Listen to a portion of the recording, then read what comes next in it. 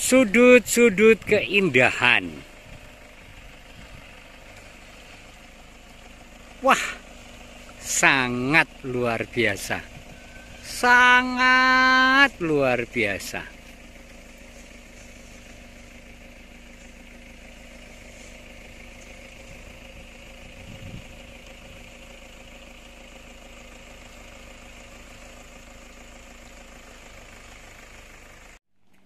Ini toh romo-romo yang mau merayakan Ekaristi. Mereka pernah berkarya di Bintaran ini, romo-romo ini. Nah, ya. Ada satu Monsinyur Blasius. Nah, itu yang di Pampah di belakang. Kita akan merayakan 90 tahun Gereja Bintaran. Yuk kita ikuti. Monsinyur. Ini adalah Gereja Bintaran. Suasana menjelang misa.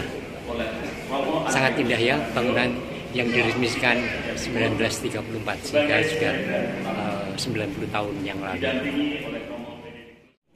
Nah, ini persiapan perayaan Ekaristi. Keren ya. Ini perarakan akan segera dimulai. Dan itu para petugas.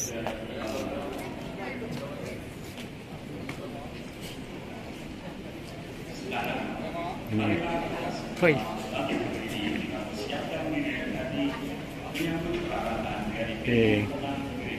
Ini bagian depan Gereja Bintaran. Perarakan akan segera dimulai.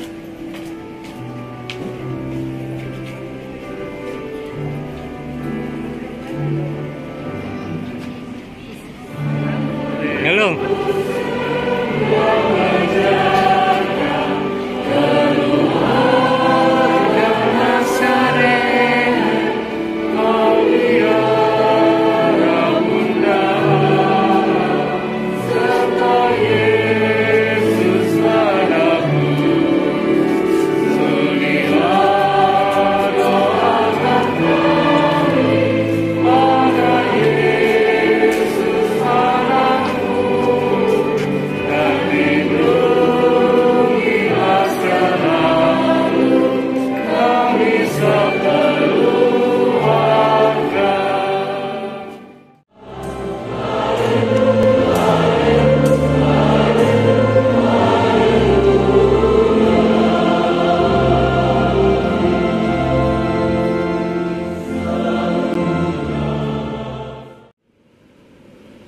Bapak Uskup Monsinyur Blasius Sudararjo yang kami cintai, para romo, para suster, bruder, frater, ibu bapak, saudara-saudari, kaum muda, remaja dan anak-anak yang terkasih. Selamat sore. Berkah dalam. Selamat Paskah. Yang pertama, mewakili Bapak Uskup Agung Semarang yang pada hari ini sedang mengadakan open house,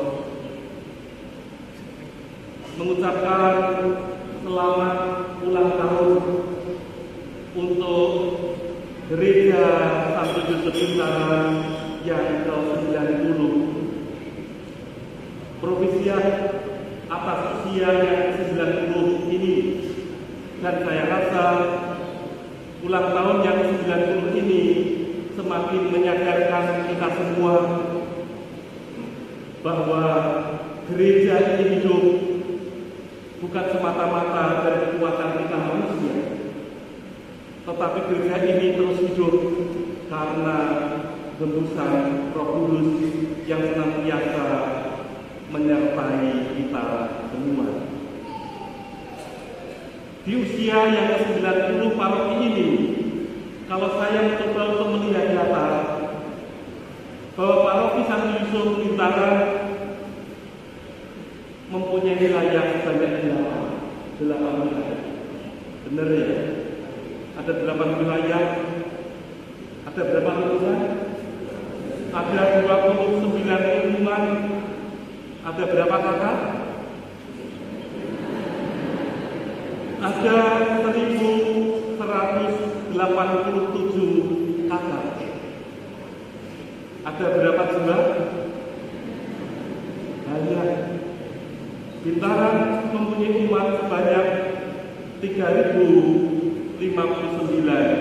jiwa. Di usia yang ke-90 ini, kalau coba untuk dilihat dalam kategori umur, usia dini paroki Bintaran berarti umur 0 sampai 5 tahun. Ini jumlahnya paling sedikit. Ada 64 anak. Sedikit sekali. Untuk usia anak, usia 6 sampai 10 tahun, ada 125 anak. Untuk usia remaja 11 sampai dengan 15 tahun ada 151 remaja. Untuk usia muda 16 tahun sampai dengan 35 tahun di paroki yang kita cintai ini cukup banyak, ada 884 orang muda. Bisa menjadi sasaran bagi para suster bila hendak mengadakan aksi panggilan di tempat ini. Untuk usia dewasa ada 1.129 orang. Untuk usia lanjut paroki ini yang sudah berusia 90 tahun, usia lanjut itu usia 60 tahun ke atas, itu ada 705 orang.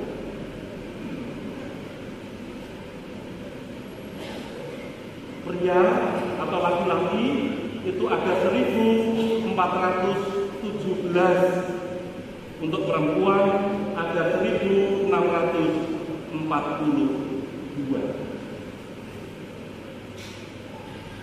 Dari data macam ini, saya rasa paroki Bintaran bukanlah paroki untuk kasekuan. Bukan untuk kasekuan. Karena kasekuan itu baru dalam urutan yang keberapa tadi? Yang ketiga, 705.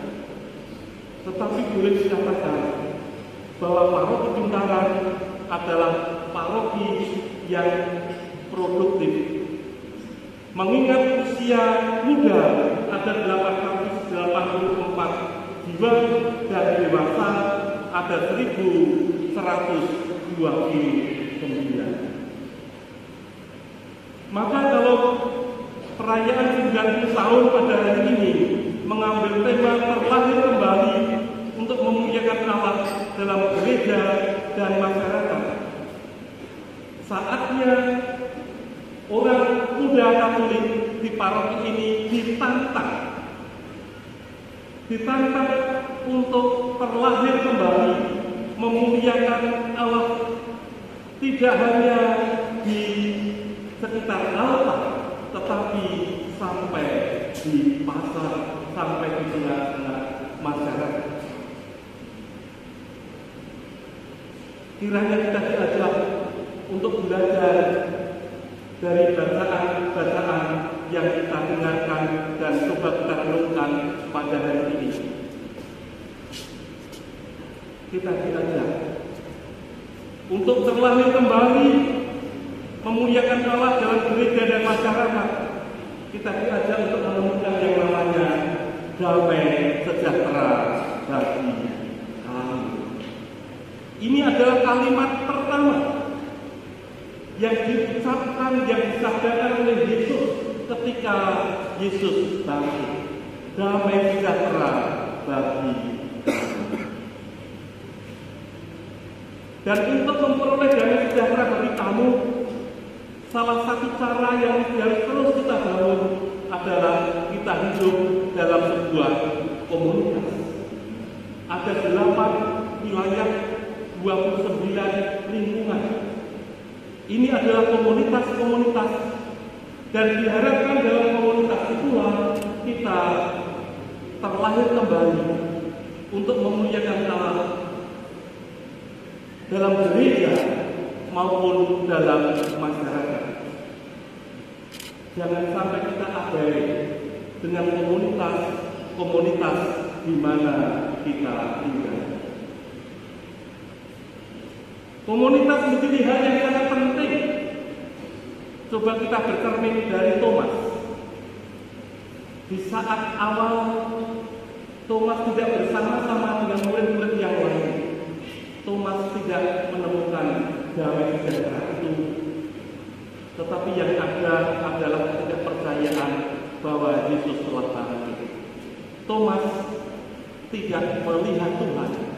Ketika para murid mengatakan, kami telah melihat Tuhan, Thomas tidak percaya sebelum jarinya masuk ke dalam bekas paku tangannya dan tangannya masuk ke dalam lambung bekas tusukan tombak itu. Damai sejahtera ditemukan ketika Thomas bersama-sama dengan murid yang lain 8 hari berikutnya. Yesus kembali hadir dan di situ Yesus menyampaikan sabdanya lagi, damai sejahtera bagi kamu.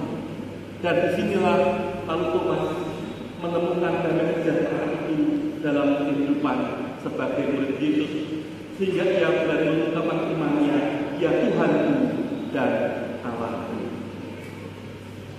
Maka saya mengajak ibu bapak, saudara-saudari yang terkasih, cintailah komunitas-komunitas yang ada. Baik itu komunitas setingkat lingkungan, komunitas dalam kelompok-kelompok kategorian, baik itu usia anak, sekolah minggu, ada pia, ada PMK. Saya yakin ketika anak-anak bergabung, bapak ibu bergabung di lingkungan, bapak ibu akan menemukan damai sejahtera itu. Maka kalau umat di lingkungan tidak pernah mau kumpul dengan umat di lingkungannya, itu berapa sih? Kalau OMK tidak pernah berkumpul dengan OMK, itu berbahaya. Kalau prodiakon tidak berkumpul dengan prodiakon lainnya, itu namanya prodiakon keluyuran. Berapa sih? Kalau para suster tidak pernah merasakan komunitasnya, berbahaya. Romo-romo juga sama. Maka mari Bapak Ibu Saudara-saudari yang terkasih, momen penting yang mesti kita maknai dalam perayaan 90 tahun paroki Bintaran ini, terlahir kembali untuk memuliakan Allah dalam gereja dan masyarakat. Kita semua diutus untuk apa? Diutus untuk membawa damai sejahtera dalam hidup kita ini, sehingga setiap orang yang berjumpa dengan kita, mereka berani mengatakan, kami telah melihat Tuhan. Kemuliaan kepada Bapa dan Putra dan Roh Kudus.